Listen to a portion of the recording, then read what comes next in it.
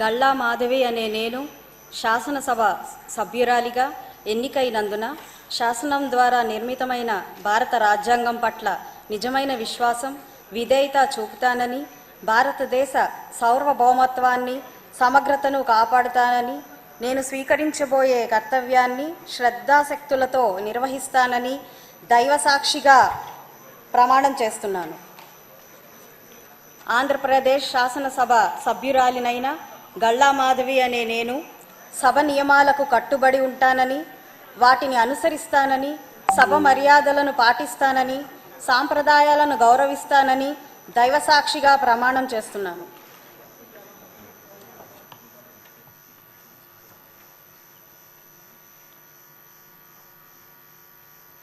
శ్రీమతి మాధవి రెడ్డప్ప గారి